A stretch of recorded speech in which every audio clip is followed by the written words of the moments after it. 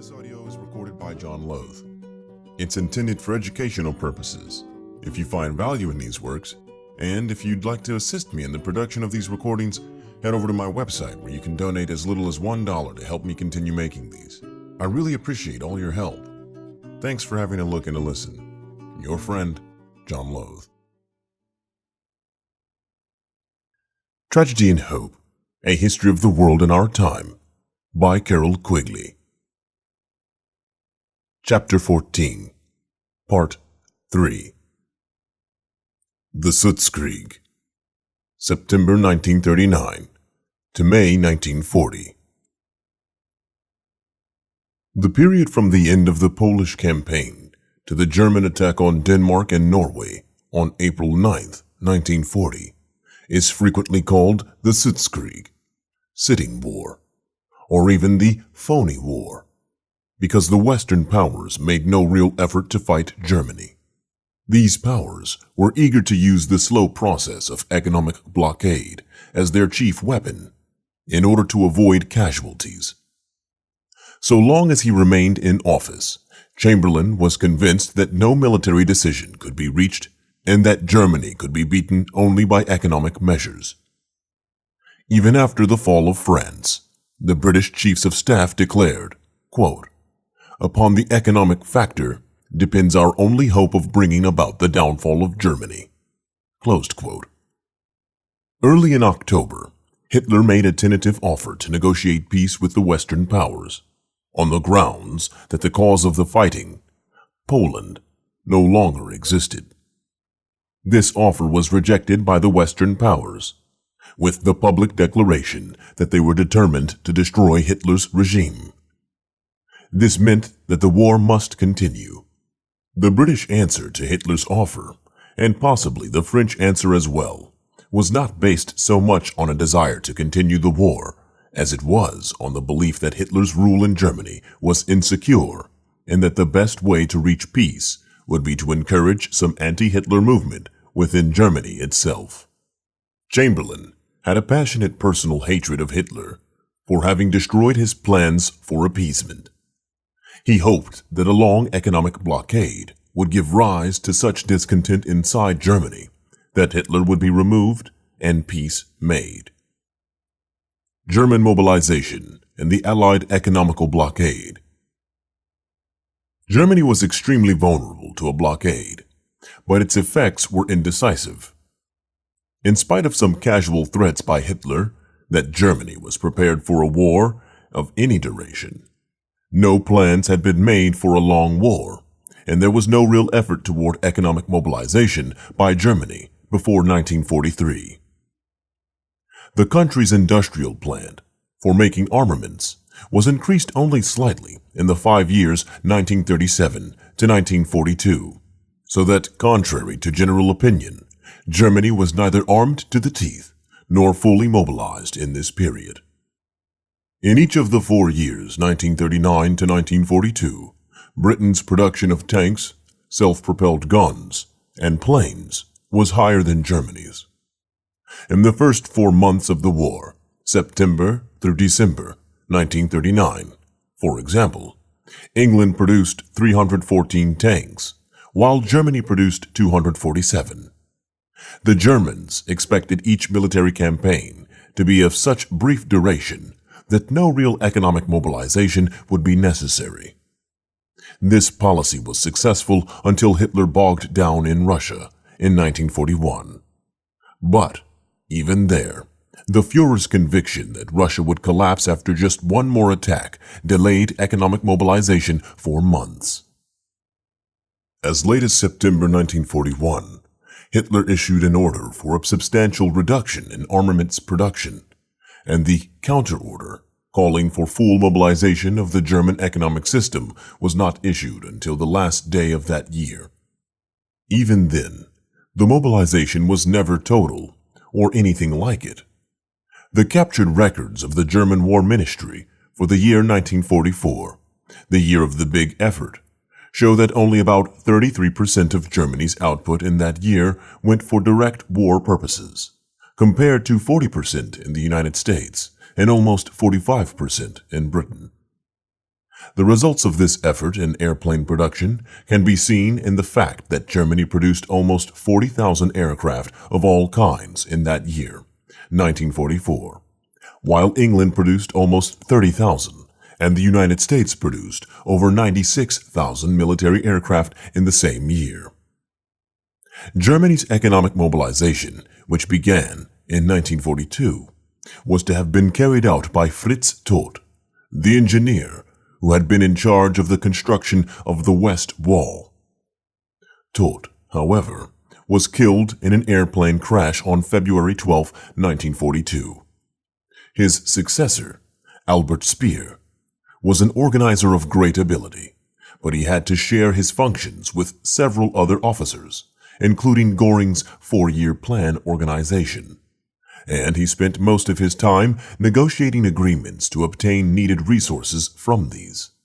A central planning board, on which Speer was one of 4 men, had powers of top allocation of material resources, but no control over labor. On September 2, 1943, Speer's office was amalgamated with the Raw Materials Department of the Ministry of Economics to form a Ministry of Armaments and War Production. This new organization obtained control of more and more of the production program without ever obtaining important parts of it. It took 18 months to get control of naval construction, including submarines and guns, July 1943 to December 1944, while Speer took over production of fighter planes only in March 1944, and of all other planes except jets in June 1944. At the same time, more and more war production was getting into the hands of the SS because its control of concentration camps gave it the largest available supply of labor. As a result, Speer's office never had anything like complete control of economic mobilization. It is amazing that Germany could have carried on such a great war effort with such a ramshackle organization of its economic life. When Germany began the war in September 1939, less than a third of its oil, rubber, and iron ore were of domestic origin. It had only 2 months' supply of gasoline at the peacetime rate of consumption, and about 3 months' supply of aviation fuel. Germany expended less than 100,000 tons of gasoline and oil in Poland, and less than 500,000 tons in the conquest of Denmark, Norway, the Low Countries, and France in the period April through June 1940, but captured in the process about 2 million tons, mostly in France. At first, the British economic warfare against Germany was quantitative rather than qualitative, seeking to reduce the supply of all war material, rather than concentrating attention, as was done later, on interrupting the supply of a few vital commodities, such as ball bearings or aviation fuel. The blockade, with little real effort, was able to cut off immediately over half of Germany's supply of petroleum products and almost half of its iron ore. But, in general, the blockade was established slowly. There was very poor Anglo-French coordination for the whole period before the fall of France in June 1940, and there was a general agreement not to use aerial bombardment, preemptive buying, export control of enemy products, or rationing of neutral purchases. These special techniques of economic warfare began to be applied only in the spring of 1940, just before they were disrupted by the fall of France. The early British efforts to control contraband and to obtain a quantitative restriction on German imports placed a burden on the Navy, which it was unable to bear, particularly because of the demand for naval vessels for convoy duty. In this last respect, Britain was very fortunate, for here, also, Germany was woefully unprepared for a major war. In the whole period from the launching of the first German submarine in 1935 to the outbreak of war, the German Navy built only 57 submarines. Only 26 of these were equipped for service in the Atlantic. These were subject to such limitations, especially in regard to their cruising range, that less than 10 could be kept in the shipping zone at any one time. British minefields in the English Channel, which destroyed 3 U-boats immediately, made it necessary for these vessels to go out by the route north of Scotland, with the result that they could not operate by reason of limited cruising range. Further west than 12 degrees by 30 west, about 80 miles west of Ireland, so that the British Navy did not have to convoy further west than this line. As far as the U-boats were concerned, there was no improvement in this situation until the latter half of 1941. The number of U-boat sinkings reached 7 a month, and Germany's replacement capacity for building these weapons reached 15 a month, compared to 25 a month in the First World War. This production margin made it possible to raise the number of German submarines at sea by steady steps, from 15 in April 1941 to 60 at the end of the year. This improvement, from the German point of view, was counterbalanced by an improvement in the British anti-submarine defense tactics, as we shall see. But the struggle became so severe that it is deservedly known as the Battle of the Atlantic. Our present concern with this subject lies in the fact that the inadequacy of the German submarine attack in 1939 to 1941 made it considerably easier for the British Navy to cope with the blockade problem. In contraband control work, suspicious merchant vessels were forced to pull into a control harbor for search of their cargoes. Control points were placed in Canada, in the Mediterranean, in the north of Scotland, and elsewhere, but the United States would not permit one in the Caribbean Sea area.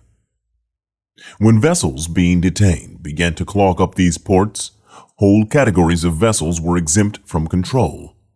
This applied, for example, to American ships after January 1940, in order to reduce congestion and delay. Vessels which certified that they had no contraband and gave detailed reports of their lading were issued commercial passports, called Navy certs, by British representatives in their ports of departure, and were generally exempt from search or delay. This use of Navy certs, voluntary at first, was made compulsory in July 1940. At the same time, the use of British credit, repair facilities, insurance, refueling stations, charts, and all kinds of shipping aids were denied to vessels which did not have a British ship warrant. This system, with the unofficial support of the United States, gradually made it possible to control most of the shipping of the world. The United States and other countries also cooperated from 1940 in rerouting passengers and mails through points like Bermuda or Gibraltar, where they could be searched by the British. This gave Britain control of information and enemy funds for blockade purposes. In order to reduce the enemy's ability to buy abroad, financial connections were cut, his funds abroad were frozen, and his exports were blocked. The United States cooperated in these efforts as well, freezing the financial assets of various nations as they were conquered by the aggressor powers, and finally the assets of the aggressors themselves in June through July 1941. One of the chief steps in this effort was the interruption of the export of German coal by sea from the Baltic to Italy on March 5, 1940, 3 months before Italy itself became a belligerent. This disrupted the Italian economy.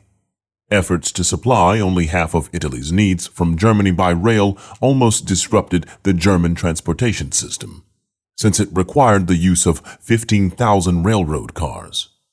At the same time, curtailment of Italian exports and the need to buy British coal reduced the Italian gold reserve, almost at once, from 2.3 to 1.3 billion lire.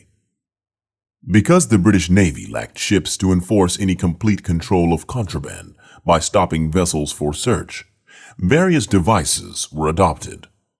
Beginning in December 1939, agreements were signed with neutrals by which these latter agreed not to re-export their imports to Britain's enemies.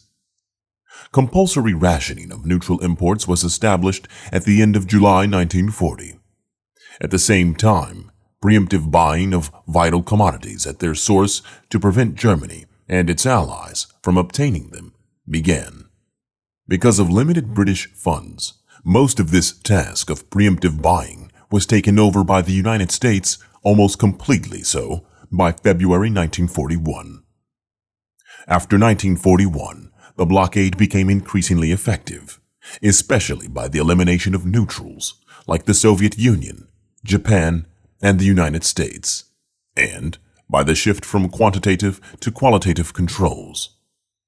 Under this new system, the blockade concentrated on a few vital materials and commodities, trying to increase the rate of German usage of these or to reduce their stocks by bombardment or sabotage, and seeking out such materials, like industrial diamonds, at their sources, frequently in remote regions of the earth, then following them by economic intelligence information to a point where Britain could get them by seizure or by preemptive purchase. The blockade was enforced by Britain with little regard for international law or for neutral rights. But there was relatively little protest from the neutrals, because the most influential neutrals were already so deeply committed to one side or to the other that they could hardly be regarded as neutrals and were not prepared to defend such a status. The United States openly favored Britain, while Italy and Japan equally openly favored Germany. The Soviet Union favored neither side, but was very fearful of an attack from both until April 1940. It was more fearful of Britain and France, while after the fall of Norway and France, it became increasingly fearful of Germany. Both of these fears, through geographic and political circumstances, inclined it to a wholehearted economic support of Germany. This continued to the day of the German attack on the Soviet Union on June 22, 1941. The Nazi-Soviet trade agreement of August 19, 1939, promised that Germany would provide 200 million marks credit to be used for machinery and industrial installations for Russia in return for Russian raw materials to the value of 180 million marks. On February 11, 1940, a new agreement increased these exchanges to 750 million marks value and provided that Russian deliveries should be made in 18 months and be paid for by German deliveries covering 27 months. The accounts to be balanced in this 2-to-3 ratio at 6-month intervals. At the same time, Russia promised to facilitate transshipment of goods to Germany from Iran, Afghanistan, and the Far East across Siberia. This trans-Siberian leak in the blockade of Germany could have been of great significance because it allowed Germany to keep contact with allied Japan and provided a route to the tin, rubber, and oil of the Netherlands, Indies, and Southeast Asia. However, transportation difficulties, lack of full cooperation by the Russians and Japanese, as well as payment problems, kept the 1940 total for trans-Siberian freightage to Germany down to about 166,000 tons, of which 58,000 were soybeans and 45,000 were whale oil. In the 5 months of 1941, before the outbreak of war in Russia, the transit of goods to Germany reached 212,000 tons, with soybeans and whale oil accounting for 142,000 tons of the total.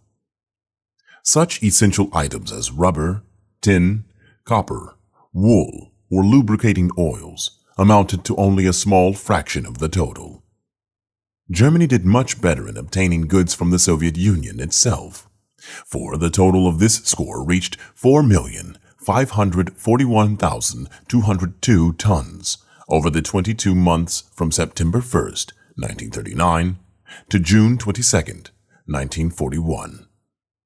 The largest items in this figure were 1,594,530 tons of grain, 777,691 tons of wood and timber, 641,604 tons of petroleum products, 165,157 tons of manganese ore, and 139,460 tons of cotton. But, once again, there were relatively small amounts of vital defense materials, which Germany urgently needed. On the other hand, the items Germany did obtain were very profitable to it, because Germany was far behind on its repayments to Russia, a situation which became worse as June 1941 approached. The materials Germany had promised in payment were industrial products of great value to the Soviet defense, and Germany delayed in its shipments as much as possible because of Hitler's plan to attack eastward. The Soviet demands that the Germans should catch up on their arrears of payment became one of the irritants which hastened the Nazi attack on Russia in 1941. On the whole, the blockade had no decisive effect on Germany's ability to wage war until 1945. After examining the evidence on this problem, the chiefs of the blockade of the Foreign Economic Administration in Washington wrote, quote, "Germany's war production and military operations were never seriously hampered by a shortage of any essential raw materials or industrial products, with the single exception of petroleum. And even that shortage resulted from the combined effect of the Soviet Army's recapture of Romanian oil fields and the concentrated bombing of Germany's synthetic production, rather than directly from economic warfare." Closed quote. The same writers point out that Germany's food supply, in calories per capita, was at the pre-war level until the very last months of the war. The ability of the Germans to cope with the blockade was largely due to their high level of engineering skill and their ruthless exploitation of conquered Europe, especially of the manpower of dominated areas. German engineering ability made it possible to get around material shortages or to repair industrial plants damaged by air raids. But these efforts required more and more manpower, which Germany lacked. An increase in the labor supply was obtained by enslaving the captured peoples of Poland, Czechoslovakia, Russia, and other countries. In the same way, the German food supply was kept up by starving these enslaved peoples. In the early part of the war, the blockade was not effective because of the low level of German mobilization, the slow and faulty fashion in which the blockade was, perhaps necessarily, applied, the large number of neutral and non-belligerent countries, the leaks to Germany across Soviet Russia and Vichy France, the ineffectiveness of quantitative controls under a limited naval patrol, and the succession of German conquests which brought such valuable assets as the Norwegian iron ore route, the French iron mines and aluminum industry, the Romanian oil wells, or the Yugoslav copper mines under direct German control. The Soviet Borderlands, September 1939 to April 1940. During the Phony War, from September 1939 to April 1940, there were persons in Britain, France, and Germany who were willing to fight to the bitter end, and other persons who were eager to make peace. Such persons engaged in extensive intrigues and cross-intrigues in order to negotiate peace or to prevent it. One of the most publicized of these efforts gave rise to the so-called Venlo incident of November 1939. On October 9th, Hitler ordered his commanding generals to prepare for an immediate attack on the Low Countries and France.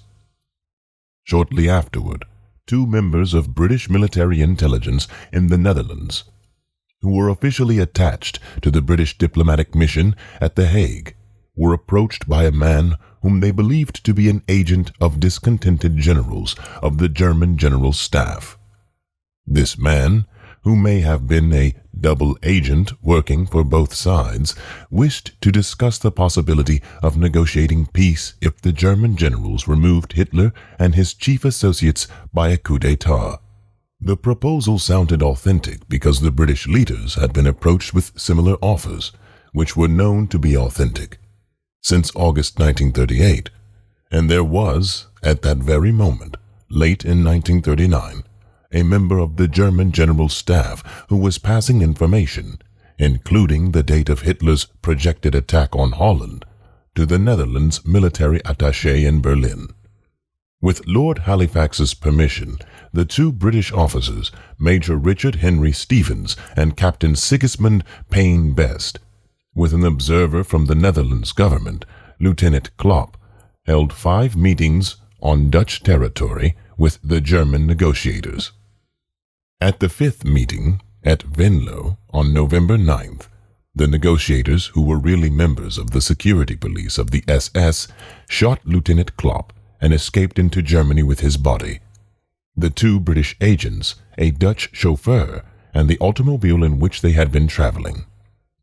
The incident aroused great notoriety at the time, and, in some circles, was taken to indicate that Britain was really eager to find some way out of the conflict, in spite of its proclaimed determination to fight to a finish. The Venlo incident was but one, and, on the whole, a rather unimportant one, of a number of unsuccessful efforts to make peace between the Western powers and Germany in the 6 months following the defeat of Poland.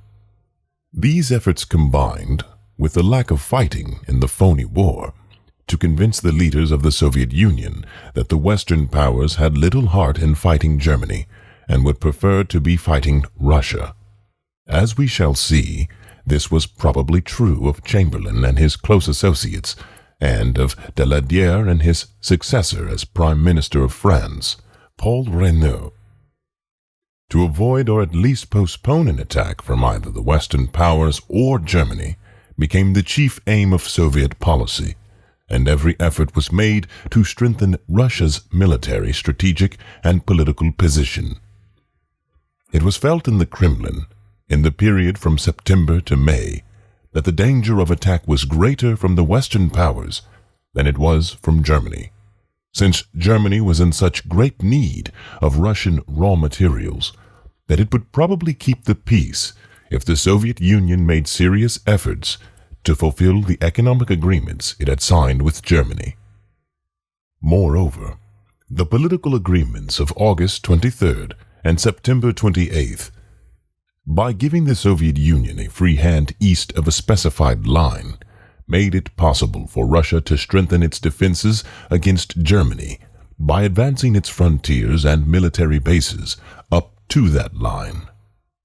Furthermore, the Soviet leaders believed that full economic cooperation with Germany might persuade Hitler to bring pressure on Japan to reduce its pressure on the Soviet Far Eastern frontier.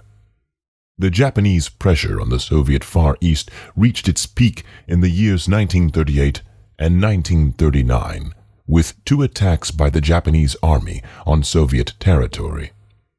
The second of these attacks, at Nomonhan, on the Manchurian-Mongolian frontier, resulted in a major Japanese defeat in which Nippon suffered 52,000 casualties. It was ended by a truce signed on September 16, 1939, only 1 day before Russian forces began to move into Poland. From the diplomatic point of view, the Soviet Far Eastern policy was a success. For Hitler, in the years 1939 to 1941, put pressure on Japan to relax its efforts to expand on the northern part of the Asiatic mainland, and to replace this with a movement against British Malay and the Netherlands East Indies. The Japanese defeat at Nomonhan and the fact that the raw materials which Japan needed were to be found in the south rather than in Mongolia, Siberia, or even northern China, persuaded Japan to accept the change of direction. A Soviet ambassador returned to Tokyo in November 1939 for the first time since June 1938. During the period 1929 to October 1941, the Soviet Union had excellent information about Japanese affairs from its master spy in the Far East, Richard Soge. Soge, a member of the Nazi Party from 1933, representative of many German newspapers in Tokyo from the same year, and press attaché in the German embassy in Tokyo in 1939 through 1941, had an excellent knowledge of the most secret matters in the Far East because of his own intimate relations with the German ambassador, and because his secret agents, including Sayonoji, adopted son of the last Jinro, and Osaki, advisor to Prince Konoye in Japanese governing circles. By reporting to Moscow on the condition of the Japanese military forces and the gradual triumph within the Japanese government of the anti-British over the anti-Russian influence, Sorge made it possible for the Soviet Union to weaken its defenses in the Far East in order to strengthen them in Europe after the occupation of Poland, which shielded the Russian center. The Soviet leaders were worried about two areas. In the south, including the Balkans, the Dardanelles, or the Caspian oil fields, they were very fearful of an Anglo-French attack, while in the Baltic they were fearful of both the Western powers and Germany. The Soviet fears of the Western powers in the south appear quite unfounded to us, but seemed very real to them in 1939. The information which has been released since 1945 shows that there were some bases for this fear, but that the Anglo-French threat to Russia was much greater in the Baltic than it was in the south. In the latter area, the Kremlin was suspicious of the French army of the Orient in Syria. The Russians believed that General Maximum Weygand had a force of several 100,000 men, which he wished to use across Iran or Turkey in an attack on the Russian oil fields in the Caspian region. In January 1940, Germany obtained reports from Paris that Weygand proposed to attack the Soviet Union from Romania.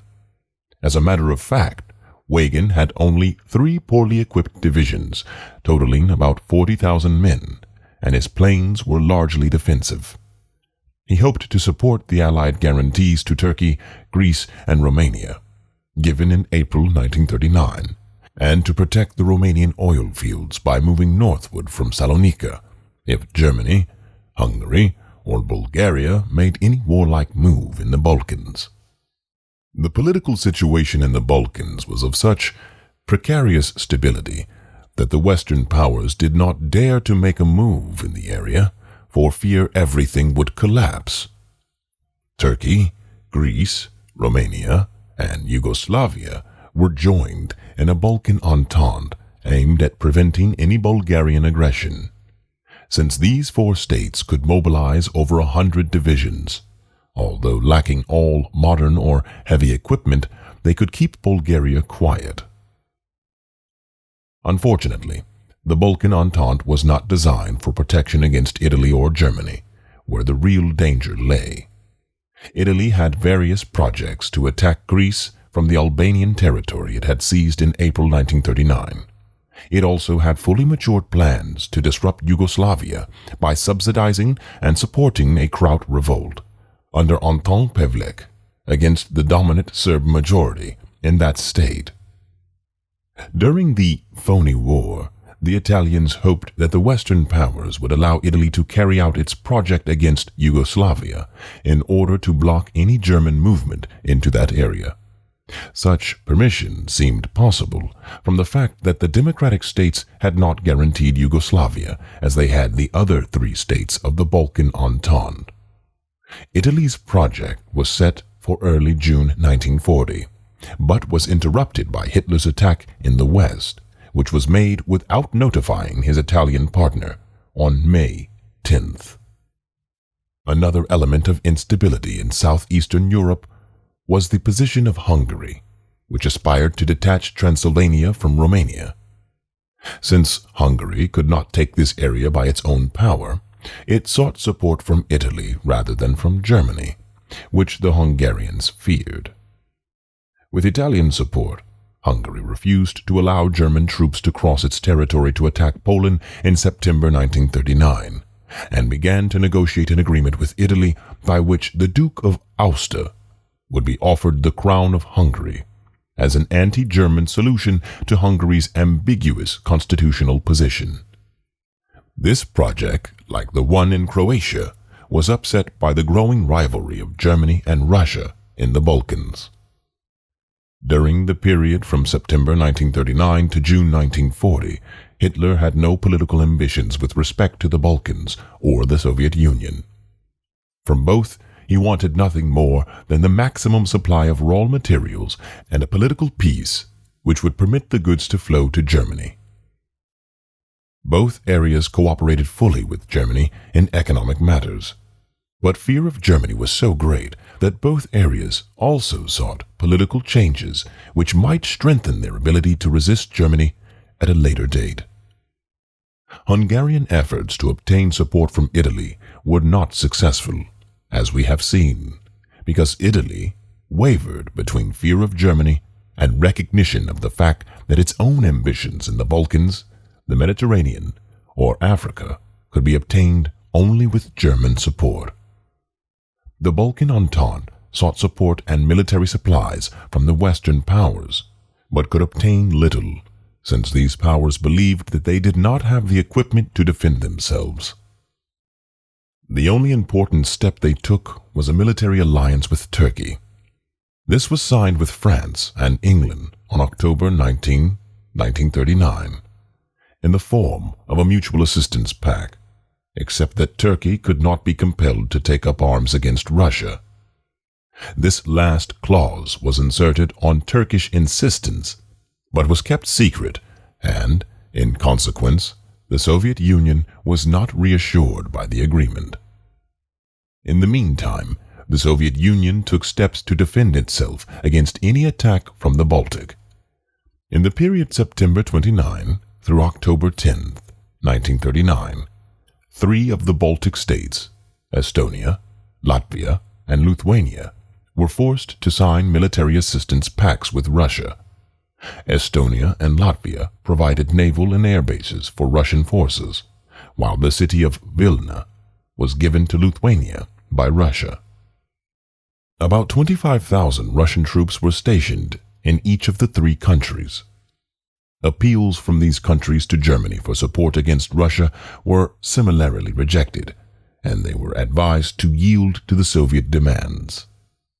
As part of the reorganization of this area, Hitler, on September 27th, ordered that the so-called Balts, German-speaking residents of the Baltic states, should be moved to Germany as quickly as possible.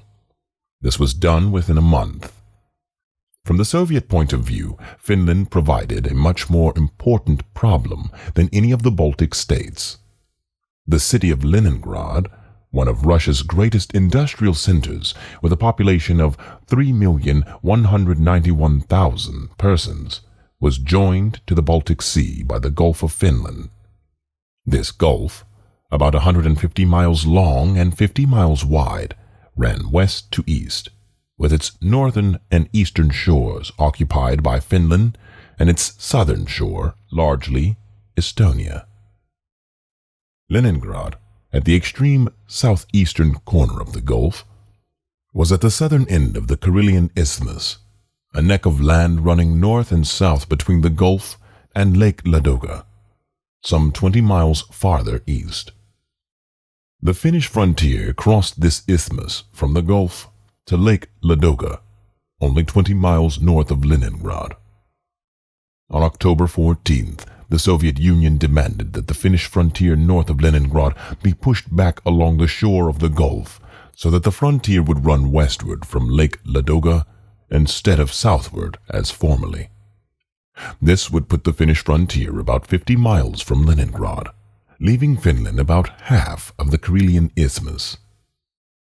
In addition, the Bolsheviks demanded a 30-year lease on the Finnish naval base at Hango, at the entrance of the Gulf of Finland, a strip about 100 miles long and 10 miles wide in central Finland, where the Finnish frontier came closest to the railroad line between Leningrad and Russia's ice-free port of Murmansk on the Arctic Sea, and a small area of about 25 square miles where the Finnish frontier reached the Arctic Ocean west of Murmansk. In return for these concessions, Moscow offered a non-aggression pact, about 2,100 square miles of wooded area in central Finland, and permission to Finland to fortify the Åland Islands between Finland and Sweden, something which had been forbidden since 1921. It is not yet clear why Finland rejected the Russian demands of October 1939. The Germans and Russians believed that it was done under British influence, but the evidence is not available. At any rate, the Finns asked for German support and were rebuffed as early as October 6th through the 7th, 1939, before the Russian demands were received. They ordered mobilization of their armed forces against the Soviet Union on October 9th, and were reported by the German minister to be completely mobilized 10 days later. In the negotiations, Stalin abandoned the Soviet demand for Hango, if he could get the island of Rusaro nearby and the island of Surasari further up the Gulf, but insisted on most of the Caroline demand. The Finns offered about a third of the Caroline demand, but refused to grant any naval bases in the Gulf. On November 9th, the discussions broke down. 4 days later, the Finnish negotiators went home. For some unexplained reason, the Finns seem to have felt that the Russians would not attack their country. But the Soviets attacked at several points on November 29th. If the Finns had misinterpreted the Soviet determination to attack, the Soviets had misinterpreted the Finnish determination to resist. Although attacked at 5 major points by large forces with heavy equipment, the Finns made very skillful use of the terrain and the winter weather. In the first 2 months, December through January, a half-dozen or more Soviet divisions were torn to pieces.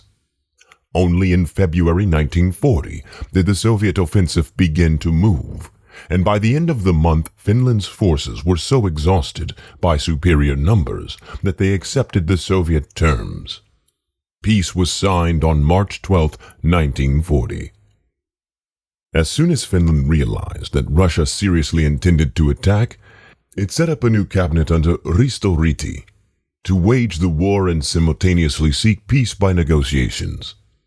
This latter proved to be difficult because on December 2nd, Moscow set up a puppet Finnish government under a minor and discredited Finnish communist in exile, Otto Wilhelm Kuusinen.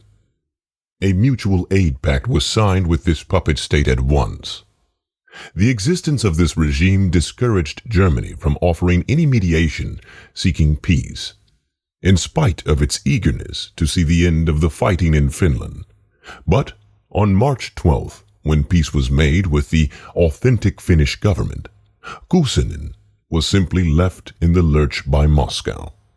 The Soviet attack on Finland provided the leaders in the Entente countries with a heaven-sent opportunity to change the declared but unfought war with Germany, which they did not want, into an undeclared but fighting war against the Soviet Union.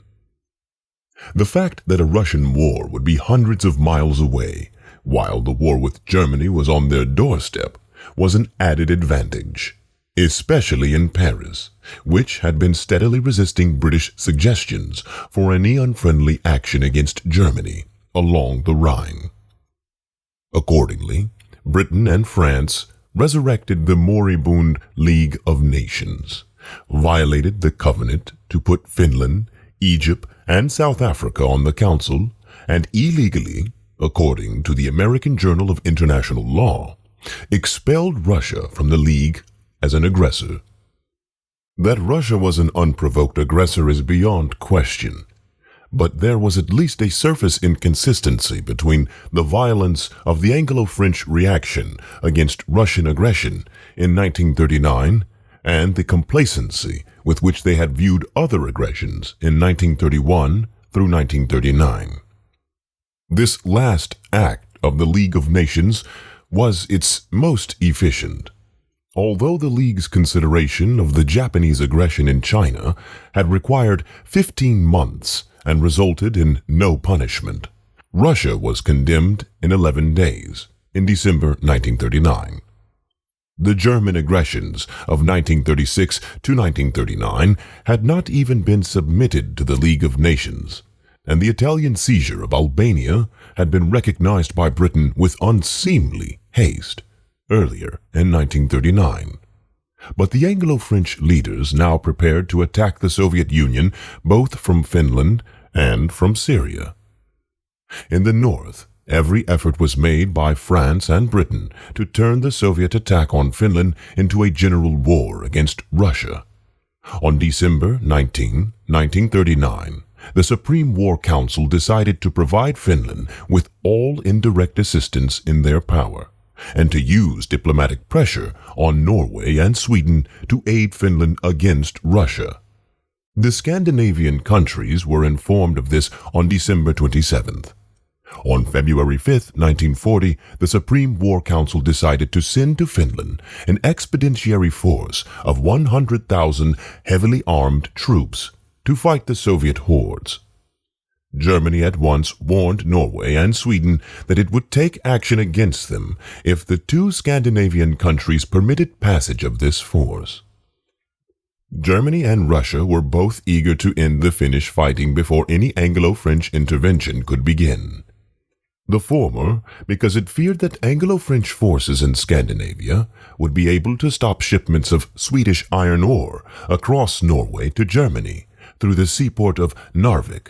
The Russians, because they were convinced of an Anglo-French desire to attack them. The evidence supports both of these fears. Because of its very high quality, Swedish iron ore was essential to the German steel industry.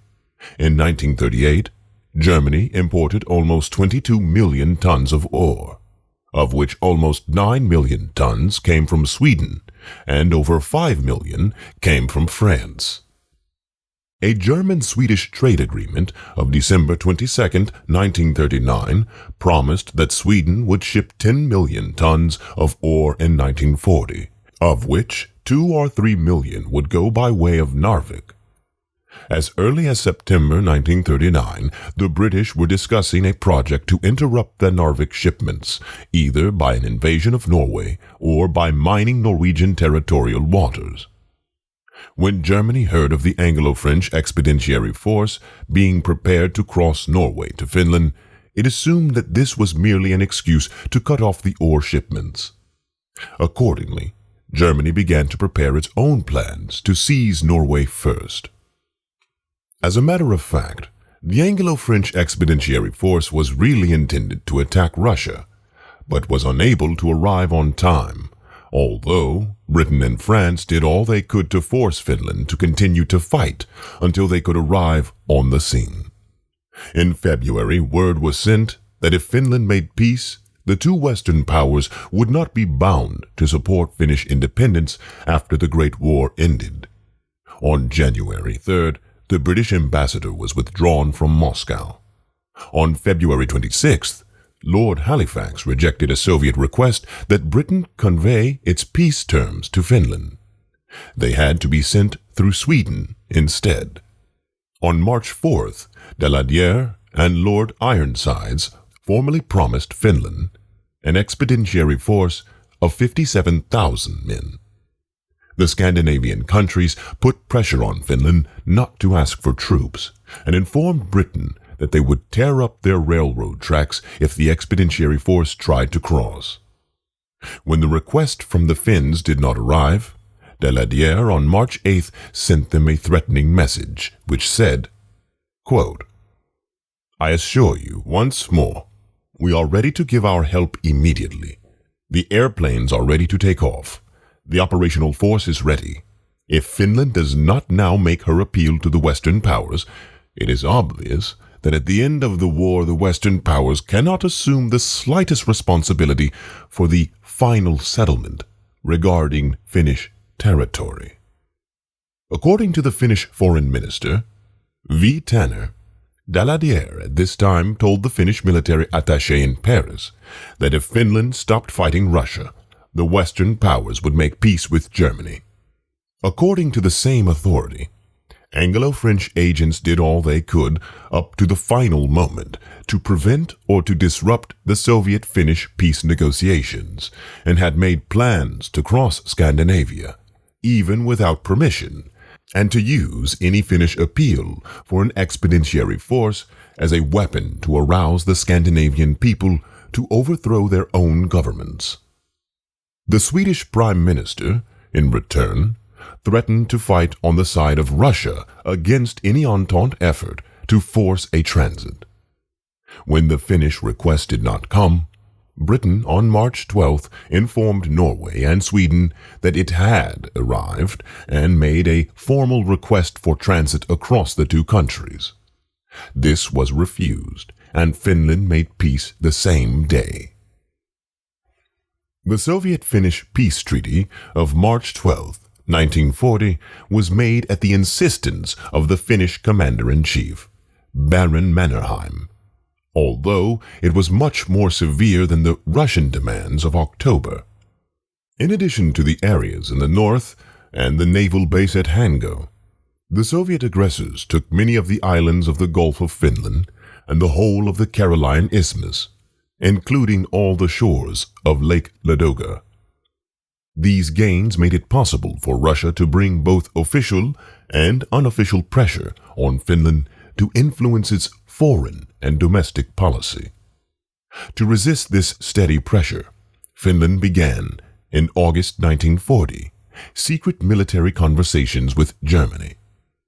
The failure of the Anglo-French expeditionary force to reach Finland does not mean that no aid reached the Finns. Germany refused all aid and intercepted most of Italy's aid, releasing it again once peace had been made. The Western powers, however, encouraged volunteers to go and sent much more valuable equipment.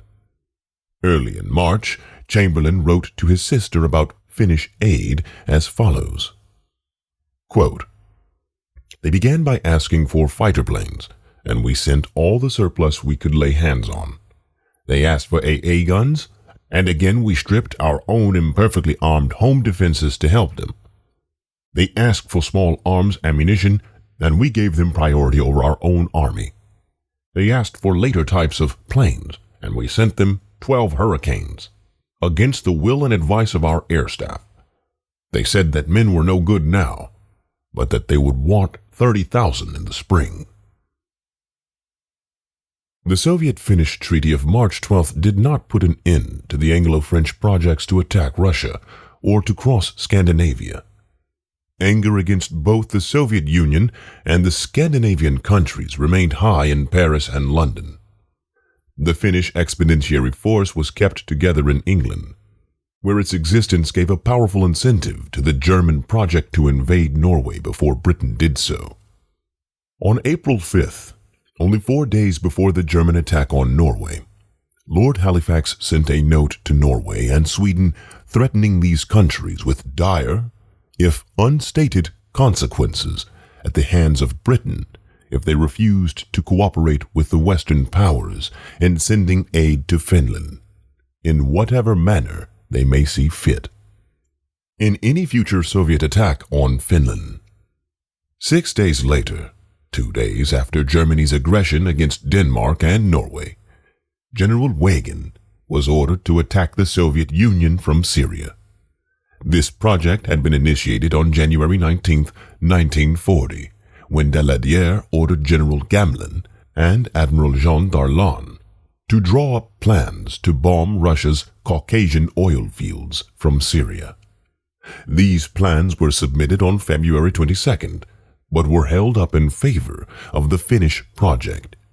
On April 11th, a month after the Soviet-Finnish peace, the new French premier, Renault, ordered General Weygand to carry out the raid on the Soviet oil wells of the Caucasus as soon as possible. Weygand was unable to do this before the end of June. By that time, France had been defeated by Germany, and Britain was in no position to attack any new enemies. The German attack on Denmark and Norway, April 1940. Hitler's orders to attack France through the Netherlands and Belgium were issued on October 9, 1939, and the date of the attack was set for November 8th. This was postponed on November 7th, between that date and May 10th. The order to attack was given and revoked a half-dozen times because of adverse weather conditions and lack of munitions. Each of these orders was reported to the West through the Dutch military attaché in Berlin. But, as no attack eventuated, it is probable that faith in this informant declined. Information also came from other sources. One order to attack was reported to the West by Count Caino, the Italian foreign minister. But the Italians were dependent on their own spies, since they could get no information from Hitler and did not know of the date which was finally used on May 10th. In January, a German plane with operational orders for the attack made an emergency landing in Belgium. The orders were captured before they could be destroyed completely. This caused great alarm in the West, but no one could be sure if the captured documents were authentic or part of a Nazi false alarm. In the meantime, from December 1939 onward, plans to invade Norway were prepared at the insistence of the German admirals. These plans were made in cooperation with Major Vidkun Quisling, a former Norwegian minister of war and leader of the insignificant Nazi party in Norway. Formal orders were issued by Hitler on March 1, 1940, to occupy both Denmark and Norway. Violations of Norwegian neutrality by both sides in the early months of 1940 influenced these plans very little. In February, the British Navy intercepted the German prison ship Altmark in Norwegian waters and released about 300 British sailors who had been captured by the German commerce raider Grafspy. On April 7th, the British placed a minefield in Norwegian waters to interrupt the flow of Swedish iron ore down the western coast of Norway from Narvik to Germany. But by that time, the German operations had begun. Denmark yielded to a German ultimatum on April 9th, as German divisions overran the country, and seaborne forces landed in Copenhagen harbor. The same morning, secret German agents inside Norway and troops smuggled into Norwegian harbors and merchant vessels seized Norwegian airfields, radio stations, and docks. They were supported at once by airborne infantry in Oslo and Stavanger, and by seaborne forces at Oslo, Trondheim, Bergen, and Narvik. Although German naval losses were large, including 3 cruisers and 11 destroyers, the operation was a complete success. Oslo was captured in its sleep the first day, and the Luftwaffe had air supremacy over most of Norway by the end of that day. The Allied expeditionary forces had been prepared for Finland with some additional forces from France. Was committed to Norway in a scattered and piecemeal fashion, chiefly around Trondheim and Narvik. The Trondheim expedition was badly bungled and had to be evacuated to sea on May 1st. The Narvik expedition captured that city on May 27th, but began to evacuate, taking the Norwegian royal family with it a week later. In the operation, British naval losses were heavy and included the aircraft carrier Glorious. The Norwegian fiasco brought Britain's increasingly restive public opinion to the boiling point.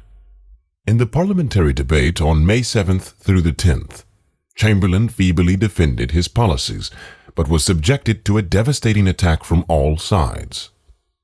The high point was reached when Leopold Amery, repeating Cornwell's words to the Long Parliament, cried at Chamberlain, quote, "You have sat too long here for any good you have been doing. Depart, I say. Let us have done with you. In the name of God, go." Closed quote. In the following vote of confidence, Chamberlain was victorious. 281 to 200, but his nominal majority of 200 had fallen to 81, equivalent to a defeat. The next day, May 9th, 1940, the Speaker was very busy preventing the honorable members from continuing their attack on Chamberlain. On May 10th, at dawn, the German armies struck westward against the Netherlands, Belgium, Luxembourg, and France. Chamberlain resigned and was replaced by a national government under Winston Churchill.